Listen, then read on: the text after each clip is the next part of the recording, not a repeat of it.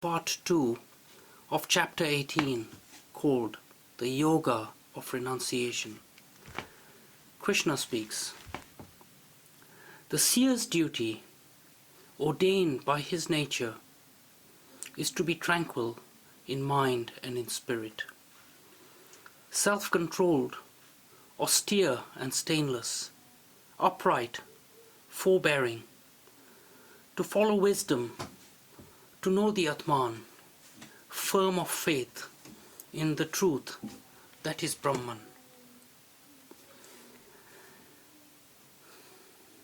The leader's duty, ordained by his nature, is to be bold, unflinching and fearless, subtle of skill and open-handed, great-hearted in battle, a resolute ruler. Others are born to the tasks of providing. These are the traders, the cultivators, the breeders of cattle. To work for all men, such is the duty ordained for the servers. This is their nature. All mankind is born for perfection, and each shall attain it, will he but follow his nature's duty. Now you shall hear how a man may become perfect if he devotes himself to the work which is natural to him. A man will reach perfection if he does his duty as an act of worship to the Lord, who is the source of the universe, prompting all action, everywhere present. A man's own natural duty, even if it seems imperfectly done, is better than work not naturally his own, even if this is well performed. When a man acts according to the law of his nature, he cannot be sinning. Therefore, no one should give up his natural work, even though he does it imperfectly. For all action is involved in imperfection, like fire in smoke. When a man has achieved non-attachment, self-mastery, and freedom from desire through renunciation, he reaches union with Brahman, who is beyond all action. Learn from me now, O son of Kunti, how man, made perfect, is one with Brahman, the goal of wisdom. When the mind and the heart are freed from delusion, united with Brahman, when steady will has subdued the senses, when sight and taste and sound are abandoned, without regretting, without aversion, when man seeks solitude, eats but little, curbing his speech, his mind and his body ever engaged in his meditation on Brahman, the truth, and full of compassion, when he casts from him vanity, violence, pride, lust, anger, and all his possessions, totally free from the sense of ego and tranquil of heart, that man is ready for oneness with Brahman.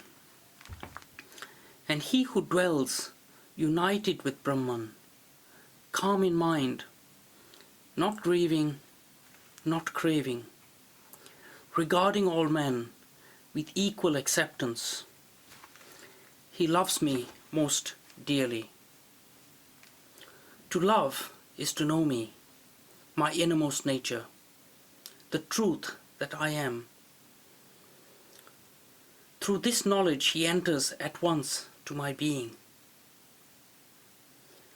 All that he does is offered before me in utter surrender.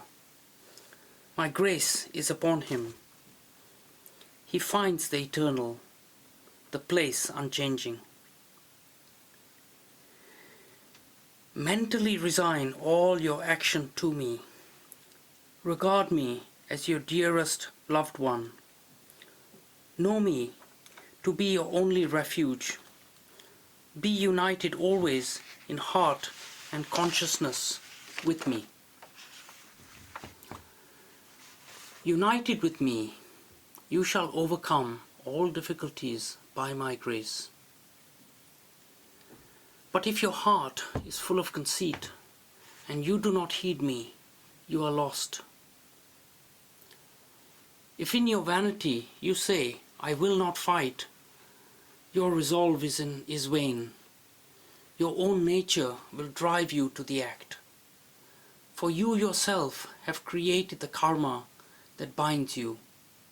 You are helpless in its power, and you will do that very thing which your ignorance seeks to avoid. The Lord lives in the heart of every creature.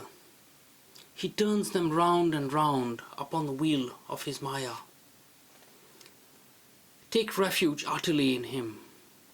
By his grace you will find supreme peace and the state which is beyond all change. Now I have taught you that wisdom which is the secret of secrets. Ponder it carefully, then act as you think best. These are the last words that I shall say to you, the deepest of all truths. I speak for your own good. You are the friend I chose and love. Give me your whole heart. Love and adore me. Worship me always. Bow to me only, and you shall find me. This is my promise, who love you dearly. Lay down all duties, in me your refuge. Fear no longer, for I will save you from sin and from bondage. You must never tell this holy truth to anyone who lacks self-control and devotion, or who despises his teacher and mocks at me. But the man who loves me and teaches my devotees this supreme truth of the Gita will certainly come to me. No one can do me a higher service than this. No one on earth can be dearer to me. And if any man meditates upon this sacred discourse of ours, I shall consider that he has worshipped me in spirit. Even if a man simply listens to these words with faith and does not doubt them, he will be freed from his sins and reach the heaven of the righteous. Have you listened carefully, Arjuna, to everything I have told you? Have I dispelled the delusions of your ignorance? Then Arjuna speaks. By your grace, O Lord, my delusions have been dispelled. My mind stands firm. Its doubts are ended. I will do your bidding. And then Sanjaya concludes the Gita when he addresses Dhritarashtra, saying, Such were the words that thrilled my heart, that marvellous discourse, heard from the lips of the high-souled prince and the great Lord Krishna. Not with these earthly ears, but by mystic grace of Vyasa, that I learned that yoga supreme from the master of yogis. Ever and ever again I rejoice, O King, and remember sacred and wonderful truths that Krishna told to his comrade. Ever again, O King, I am glad and remember rejoicing. That most splendid of forms put on by Krishna, the sweet one, where Lord Krishna is, and Arjuna, great among archers, there I know is goodness and peace and triumph and glory. Om.